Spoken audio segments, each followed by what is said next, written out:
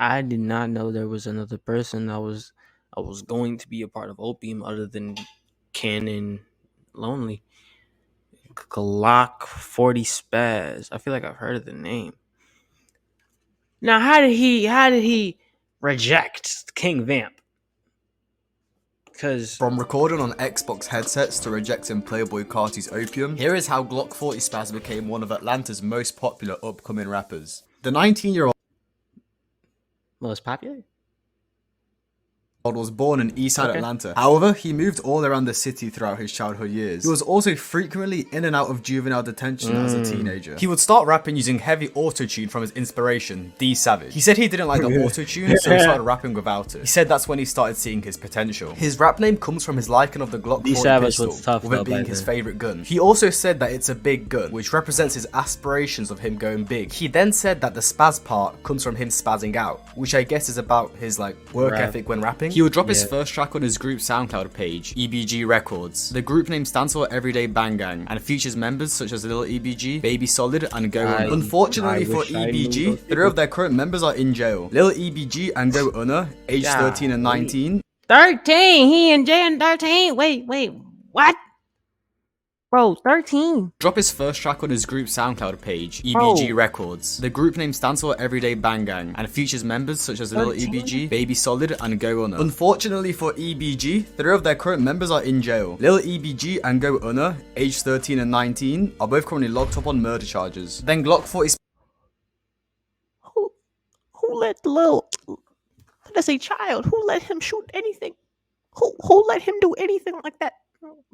Spaz himself is in jail for assault, armed robbery, and possession of a firearm. Let's just say it's not currently looking great for EBG. Glock 40 would release his first song in 2018, at the age of 15. The songs weren't great, however, you could tell that he's been working on the aggressive style since he was very young. He would then drop a couple more singles named Rock Out, Die For Mine, and First Day Out. Then around a year later, he would drop the 8-track mixtape, Don't Get Took Off. Then from 2019 to 2021, he would continue to drop singles and mixtapes. I won't go into depth about the music he released in these years, as I don't feel like they had significant impact on his career, but I will briefly cover the important information. So after the release of Don't Get Took Off, he would release Don't Get Took Off 2 in late 2020. In the July of 2021, he would release 2 Woe Glocks. I'm not sure if I said that 2 Woe Glocks or just 2 Glocks. The last song of the album, Free Sumo, would be the first song that would really get Glock 40 Spazz's name out there, with it currently being one of his most streamed songs on Spotify. At the end of 2021, he would also release a music video for the song, with it currently sitting on 300,000 views. In 2022, things took a serious turn. He would release the first album of the year in April, Baby Woe. The album would feature Doo-Wop Kane and other EBG members. The album was just pretty much 20 songs of Glock 40's classic aggressive flows, and it featured many of Glock 40's now most popular songs, such as Swamp and Be Right Back. A month later in May, he would release the album Spaz and B. The album was compiled of songs with melodic, plug-and-B type beats. In a song on the album, named Bomb Don't Matter, Glock 40 Spaz would diss Carti say, plug-and B songs like those, bro, get a lot of attention, bro. Especially if you try to promote it on TikTok too. They gonna mess with it. They gonna make it into Playboy Carti. Then further saying that he himself is a Bomb Don't Matter. Glock 40 Spaz would diss Carti saying, fuck Playboy Carti. Then further saying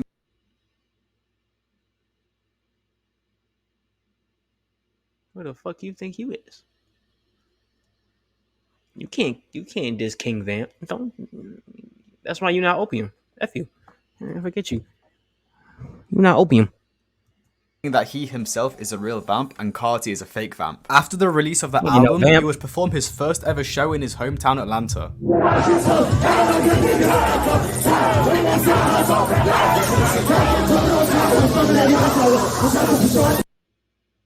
Oh, I'm only saying boo because he dissed Carti. Then later in July, Glock 40 Spaz would get an Instagram DM from the OPIUM label creative director, OPIUM J. Glock 40 Spaz would screenshot the DM and put it on his story, asking if it means anything. OPIUM J messaging him is kind of weird, as he's dissed Carti multiple times, so I'm not really sure what he was thinking. This got fans talking about him potentially signing to OPIUM, but we wouldn't hear about this again for a couple months. Then on August 12th, he would release his album Don't Get Took Off. The album would contain 12 tracks, which are all mostly Glock 40's usual. How many Don't Took Offs you gonna make, fam? Make a different one. Jesus. Do something different. aggressive I might style. hate Soon the after white the dude. release of the album, he would be arrested on the That's what 31st rappers of tend to do August, 2 days sometimes. after his birthday. He Underground, was they arrested make for the same aggravated albums. assault, armed robbery, possession of a firearm, and unlawful entry. There is a whole police transcript from the Georgia Gazette. The transcript from the news article makes it seem like he was trying to meet up with fans and rob police. Aggravated assault.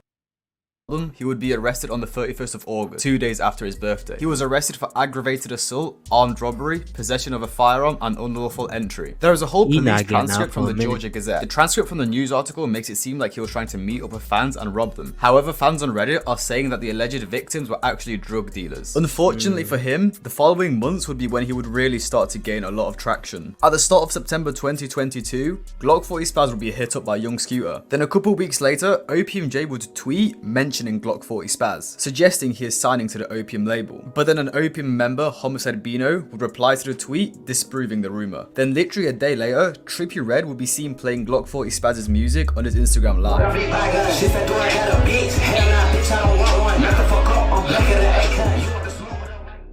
Then at the end of September, he would release the I Choose Violence music video, which is currently his biggest music video with over 1.2 million views. As you can see, September was an insane month for him. Okay. But in November, Glock 40 would make his final decision on a label. In November, he would officially announce that he is signed to Columbia Records. Then after signing to Columbia, Glockspazz would announce from jail that he is not signed to OPIUM. They saying you signing to OPIUM or nah, and then they just saying free you. Nigga, no, y'all niggas shut that the hell up. Everybody saying Man, OPIUM. signing Columbia. Stop beefing with OPIUM.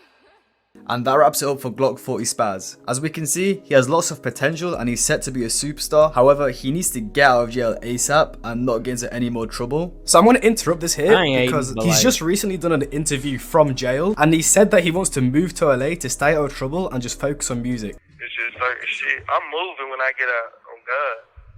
Hey, son. I ain't living in Atlanta no more. I'm going to LA. No. So he's clearly making the right choices. I also think him not signing to OPIUM is actually very good. I genuinely because I feel like OPIUM dead. I just don't need him though. And then usually when don't. How can I say this?